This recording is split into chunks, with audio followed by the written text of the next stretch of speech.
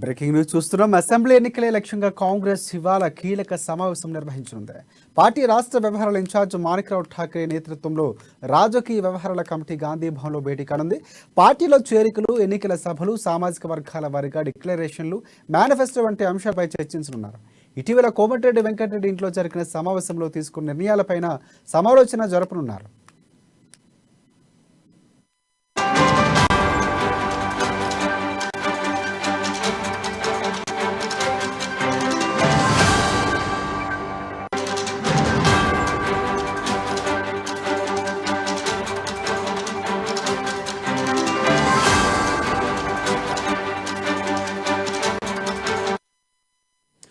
Assembly ఎన్నికల లక్ష్యంగా Congress party ఇవాళ కీలక సమావేశం నిర్వహించింది. పార్టీ రాష్ట్ర వ్యవహారాల ఇన్ఛార్జ్ మాణిక్రావు ఠాక్రే నేతృత్వంలో రాజకీయ వ్యవహారాల కమిటీ గాంధీ భవన్లో భేటీ కానుంది. పార్టీలో చేరికలు, ఎన్నికల సభలు, అలాగే సామాజిక వర్గాల వారీగా డిక్లరేషన్లు, మేనిఫెస్టో వంటి అంశాలపై చర్చించనున్నారు. ఇటీవలే కోమటిరెడ్డి వెంకటరెడ్డి ఇంట్లో జరిగిన సమావేశంలో తీసుకున్న నిర్ణయాలపైన కూడా సమాలోచన జరపనున్నారు. దీనిపై మరిన్ని అప్డేట్స్ మా హైదరాబాద్ ప్రతినిధి హరీష్ అందిస్తారు. హరీష్, చెప్పండి. Thank you Rajasekhar. గాంధీ భవన్ లో ఈ రోజు సాయంత్రం 4 గంటలకు PAC political affairs committee meeting జరగనుంది. నేపథ్యంలో ఈ మీటింగ్ కు రాష్ట్ర వ్యవహారాల ఇన్ఛార్జ్ మాణిక్రావు ఠాక్రే, అలాగే రేవంత్ రెడ్డి, సిఎల్పి నేత బట్టి విక్రమార్కతో పాటు వర్కింగ్ ప్రెసిడెంట్లు, అలాగే కన్వీనర్లు, కమిటీకి ఉన్న కన్వీనర్లంతా కూడా పాల్గొనే ఏదైతే రానున్న ఎన్నికలు, అలాగే తాజా రాజకీయ పరిణామాలు కావచ్చు, అలాగే కొల్లూరు సభ ఈ నెల 30వ తేదీన మహబూబ్ నగర్ జిల్లా కొల్లాపూర్ సభ వేదికగా కూడా ప్రియాంక గాంధీని ఆహ్వానించిన నేపథ్యంలో కూడా దానికి సంబంధించిన కార్యక్రమాలు కావచ్చు, అలాగే వచ్చే ఎన్నికలకు మేనిఫెస్టో కావచ్చు, అలాగే బస్ యాత్ర అయితే బస్ యాత్ర నేపథ్యంలో కూడా రాష్ట్రం అంతా కూడా కాంగ్రెస్ పార్టీ చెందిన ముఖ్య నేతలంతా కూడా బస్ యాత్ర చేపట్టే విధంగా ఇప్పటికే రూపకల్పన చేస్తే దీనికి సంబంధించిన విధి విధానం ఎలా ఉంటుంది దానిపైన రూట్ మ్యాప్ కు ఫైనలైజ్ చేసే అవకాశం కనిపిస్తుంది. అలాగే పూర్తిగా ఇప్పటికీ బీఆర్ఎస్ నుంచి కావచ్చు, అలాగే బీజేపీ నుంచి కావచ్చు చేరికలు పెరుగుతున్న నేపథ్యంలో కూడా వారి చేరికలు, మాజీ మంత్రులు, ఎమ్మెల్యేలు వస్తున్న నేపథ్యంలో వారి చేరిక విషయంలో ఎలాంటి నిర్ణయాలు తీసుకోవడానికి పైన కూడా ఈ రోజు పొలిటికల్ అఫైర్స్ మీటింగ్ లో కూడా ఈ అన్నిటిపైన కూడా చర్చ జరిగే అవకాశం కనిపిస్తుంది. ప్రధానంగా ఏదైతే వచ్చే ఎన్నికల టార్గెట్ గా కూడా కాంగ్రెస్ పార్టీ వ్యూహాత్మకంగా ముందుకెళ్తుందని చెప్పొచ్చు. ఇప్పటికే కాంగ్రెస్ పార్టీకి సంబంధించిన పార్టీలో భారీగా చేరికలు పెరుగుతున్న నేపథ్యంలో కూడా ఇప్పుడు ఉన్న అక్కడ సిట్టింగ్ లకు కావచ్చు, అలాగే వస్తున్న వారికి అంతా కూడా టికెట్ల హామీలు ఉండాలి. అలాగే తాజా రాజకీయ పరంలో పార్టీలో ఇతర నేతల మధ్య ఉన్న భేదాభిప్రాయాలు అన్ని పక్కన పెట్టాలని కూడా గత 2-3 రోజుల క్రితం కోమటిరెడ్డి వెంకటరెడ్డి ఇంట్లో నివాసంలో కూడా ఈ నేతలంతా భేటీ అయిన పరిస్థితి కనిపించి వీళ్ళంతా కూడా ఒకటి కాంగ్రెస్ పార్టీని అధికారంలోకి తీసుకురావడానికి ఏ విధంగా పనిచేయాలి, అలాగే అందరు కలిసిగా విభేదాలు పక్కన పెట్టి పనిచేయాలి, అలాగే దీనికి సంబంధించి కూడా ఏదైతే విభేదాలు ఉంటాయో అంతా కూడా మనం పిఎస్సి మీటింగ్ లో చర్చించుకొని తదుపరి నిర్ణయాలు తీసుకోవాలనే ఒక కమిటీలో అక్కడ కోమటిరెడ్డి నివాసంలో నిర్ణయించిన నేపథ్యంలో కూడా మాణిక్రావు ఠాక్రే ఈ నేపథ్యం అధ్యక్షతన ఈ రోజు జరుగుతున్న పిఎస్సి మీటింగ్ లో కూడా ఇలాంటి అంశాలు బస్ యాత్ర కావచ్చు, అలాగే ఇప్పటికే రైతు డిక్లరేషన్ కావచ్చు, అలాగే యూత్ డిక్లరేషన్ కావచ్చు, వాళ్ళు డిక్లరేషన్లు కూడా పార్టీ ఇస్తూ వస్తుంది. నేపథ్యంలో కొల్లాపూర్ వేదికకు కూడా ప్రియాంక గాంధీ చేత మహిళా డిక్లరేషన్ ఇవ్వాలని కూడా చూస్తుంది. నేపథ్యంలో ఆ డిక్లరేషన్ అంటే కర్ణాటక వ్యూహాలే ఇక్కడ కూడా అమలు చేయాలి. కర్ణాటక సంబంధించిన మహిళా డిక్లరేషన్ కావచ్చు, అలాగే కర్ణాటక సంబంధించి గృహలక్ష్మి పథకం కింద 2,000 రూపాయల మహిళలకు కావచ్చు, అలాగే ఉచిత బస్ ప్రయాణం కావచ్చు, 500లకు సంబంధించిన గ్యాస్ సబ్సిడీ కావచ్చు, వీళ్ళంతా కూడా మహిళా డిక్లరేషన్ లో భాగంగా ఉంది. దాంట్లో ఎలాంటి అంశాలు కొత్తగా చేర్చాలనే పైన కూడా ఈ రోజు మహిళా డిక్లరేషన్ పైన కూడా చర్చించనున్నారు. అలాగే బస్ యాత్రకు సంబంధించి ఎక్కడి నుంచి బస్ యాత్ర ప్రారంభించాలి, ఏ జిల్లాల నుంచి కూడా బస్ యాత్ర కొనసాగుతుంది అనే దానిపైన కూడా ఈ రోజు రూట్ మ్యాప్ కు ఫైనలైజ్ చేసే అవకాశం కనిపిస్తుంది. అలాగే టికెట్ల విషయంలో కూడా ఎవరికి టికెట్ ఇవ్వాలి, అలాగే వచ్చే వారికి ఇతర పార్టీల నుంచి వచ్చే వారికి ఎలాంటి హామీలు ఇవ్వాలి దానిపైన కూడా ఇలా పూర్తిగా ఈ సిఎస్సి మీటింగ్ లో చర్చించి నిర్ణయాలు తీసుకునే అవకాశం అయితే కనిపిస్తుంది. రాజశేఖర్, బట్ హరీష్, ఒకటి ప్రధానంగా అంటే కాంగ్రెస్ పార్టీలో ఎప్పుడు కూడా అంతర్గతగా కొన్ని వివాదాలు అంటే కుమ్ములాట్లు జరుగుతుంటున్న నేపథ్యం కనిపిస్తుంది. అవన్నీ కూడా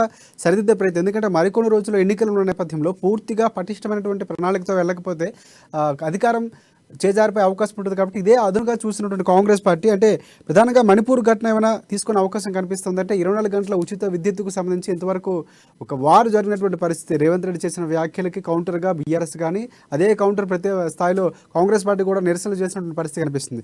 ఈ అంశాలన్నీ కూడా ఈరోజు చర్చించే అవకాశం కనిపిస్తూ ఉందా?